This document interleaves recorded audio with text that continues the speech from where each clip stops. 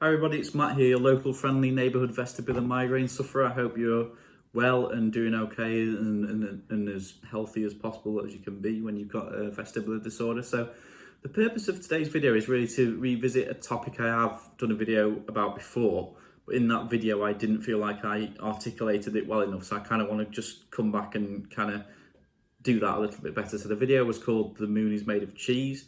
It was about popular misconceptions that you tend to have with vestibular migraine. So this is kind of like the sort of remaster, I suppose. So this could be like "The Moon is Made of Stilton" or something like that. So in that video, I talked about two major misconceptions that I think are attached to the condition of vestibular migraine. So the first one is the actual term migraine itself. So when they hear the term migraine, they automatically think of, oh, it's that condition people get, it's horrible, but they're ill for only like a day or two. They might have a really bad headache, they might feel sick, but then it goes away. And that is nasty, don't get me wrong, because I do know some people who have it really badly, and it is a nasty condition. But it's definitely not the same as what a vestibular migraine sufferer goes through. So I think that term migraine for me is a real bastard. I really wish this illness was not called vestibular migraine, because you can tell with people's reactions. So when you, for example, say, oh yeah, I've been really ill actually last year, and they go, oh God, what was wrong? And you go, oh, I've got this vestibular migraine condition. And they go, you can just see the look in their eye. They're thinking, migraine, piss off, you've not been seriously ill. So I hate that word. So I think I mentioned in one of my other videos, I tend to try and not call it that anymore. I tend to call it a vestibular disorder, or sometimes I shorten it to VM, and then they'll go, oh, VM, what's that? And I'll say, oh, it's a vestibular disorder. You could also say it is a nerve disorder you've got, because technically it is. It's a nerve upsetting your ear, isn't it, in the vestibular system. I think I suggested previously you could call it a brain disorder, but then I think one person argued with me on the comments, and to be fair, they made a good point, and perhaps that is a little bit extreme. But for me personally, I want to steer clear of that term migraine, because it just does not do us justice. And it's another aspect of the word migraine is it doesn't actually get across that this condition can be chronic, and you can have it for many months or even many years, which obviously I did for many months. When you hear the word migraine, you automatically think of like just a very short spell of illness, then back to normal, short spell of illness, maybe a couple of weeks or a month later, 2 months later, back to normal for long periods. So using migraine, I think for me, disguises the fact that this condition can be chronic and can be life-changing as well in terms of the condition, the symptoms you will have. So that was kind of my first popular misconception. And my second one was the whole subject of anxiety when connected with vestibular migraine. So this is quite hard to articulate, so I'm going to have another go at it. So I remember when I first had my first episode of vestibular migraine, which did go undiagnosed, and we're talking 8 or 9 years ago. I remember at the time I obviously got very anxious and unstable, and all these kind of things that you associate with anxiety, not being able to sleep for weeks. So I remember in that period I could tell, and then actually someone did say it, but I'll quantify it, but I could tell people were thinking, and I was thinking as well, to be honest, oh, I just can't cope with stuff to do with potential illness. I can't keep calm about having tests done or what might be wrong with me. Maybe I'm just like a bit of a knobhead, really, who can't really see the logical side. And I remember having conversations with people. I remember at the time I became fixated thinking I must have got some kind of brain tumour, and it was like an evil blender really that was going. And I was really hard on myself at the time. I remember thinking I'm a pretty pathetic person if I can't actually be more calm about this condition. When you see people, who are having treatments for all sorts of horrible, terminal illnesses, and they're as calm as a nice sea. So, and I remember at the time, a manager I had at work had collared my brother and were talking about it, and she said, oh well, the thing is, there will become a time when Matt might get something really serious and he needs to be able to handle that and handle it properly, like a proper adult should. And now I kind of think, well, piss off, you don't know what was wrong with me, but at the time I didn't. And it was those kind of things that were said that then made me think there's something wrong with me in terms of my ability to cope with things, and perhaps that applies to other aspects of my life. So anyway, flash forward to now, And then I remember when I started to get poorly again with vestibular symptoms, of course, then the anxiety fired up. And I was thinking, oh no, I thought I got over this kind of like not being able to cope side of having health issues. Because I remember the year before my vestibular, it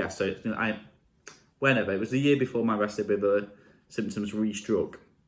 I had a little health scare, and I remember handling that really well. I remember when I was waiting for the test results, putting it out of my mind, suspending judgment, getting on with my usual life, still going to the pub. I remember watching the ex-royal wedding of Harry and his lovely wife Meghan Markle, and being able to concentrate on that and have a laugh with my brother as we were watching it. So I thought, great, I've matured as a person, so I can handle things better. But then suddenly, when this vestibular stuff struck again last year, I was like all over the place again. And I remember thinking and beating myself up again, thinking, oh, it was maybe a myth. I still can't cope with these things. I just, I obviously just did last year out of a fluke. So what for me was a real epiphany moment and a real kind of like light bulb moment was when I finally started to investigate the symptoms of vestibular disorder better, so research it better. Then I started to talk to, obviously I spoke with my ENT, and then I saw my vestibular physio. And literally the second question the vestibular physio asked me without any prompt was, so has it messed your anxiety up then, your mood up? I was like, oh, well, yeah. And she said, oh yeah, that's always happens. You can't really help it when you've got vestibular migraine. So this is something that I really, really want to articulate is, if you do have the anxiety side or the low mood side with vestibular migraine, you cannot help it. It is not you that cannot cope with the symptoms or the illness. It's if you think about it like this, so say these sunglasses are your vestibular system, and that's your mood system. In the brain, or the brain, the part that controls your mood is closely interlinked with the part, your vestibular part of your brain and your nervous system. So let's put them together like that. So when the sunglasses get upset, so when they get poorly or vestibular issues strike, they rock. Oh, and look, the mood part of your brain, which is the hand sanitizer, which is real golden stuff at the moment, isn't it? But you can see that's getting disrupted as well. So you get a problem with that, you inevitably get a problem with that. It's the same with someone with a broken leg, for example. If you have a broken leg, then it's probably likely your foot might hurt. And nobody then says, no one says like, oh, it's not the broken leg that's the problem, it's the foot, it's the anxiety. Like I've had so many people, I can tell they've said to me like, oh yeah, you had an anxiety illness, didn't you? And I'm like, no, piss off, I didn't have an anxiety illness, thank you, Dr. Nobody. What happens is I had a physical illness, the vestibular stuff, that then one of the symptoms is the anxiety side because of what I just showed you, because they're interlinked. So that's a point I am always, and I can be a bit militant about it now when people do say, oh, so someone at work was talking to me the other day and they were like, oh, being in isolation, that must have stirred up your anxiety illness you had. And I was like, no, I said, I feel perfectly fine in isolation, which I don't feel anxious at all.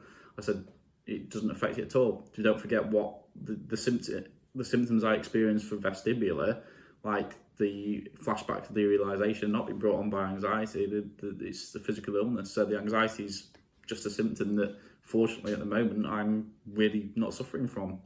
So I do correct people, and I think just people just assume it's, and I really do think that people think, oh yeah, Matt got ill with an anxiety illness. I didn't. I got ill with a physical illness that led to anxiety. So yes, I do pull people up on that now, and I think it's just a really important thing, because as soon as I started to make that realization, everything kind of like clicked. Like I thought, that explains why I was so hysterical the first time it happened, because I just couldn't help the anxiety. It explains why I coped with that health scare the other year perfectly fine, like every other normal person would.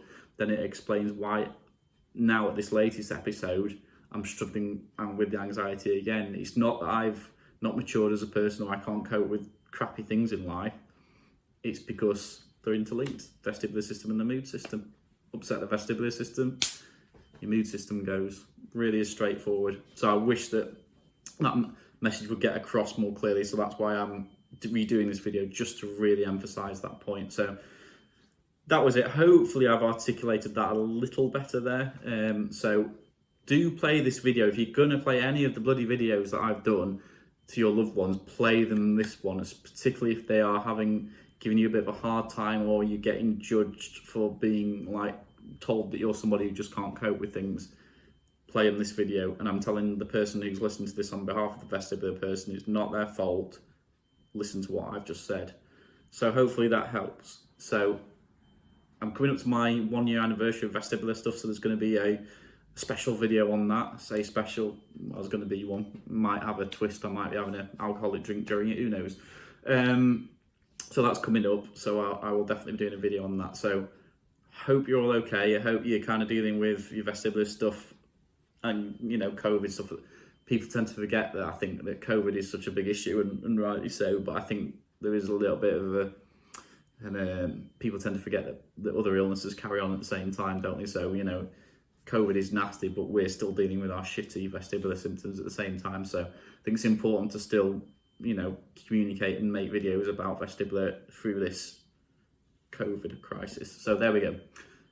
Hope you're okay. Hope this video makes sense. Hope you get some use out of it. And remember, as you were, you'll be again. So take care. See you soon. Matt, signing off.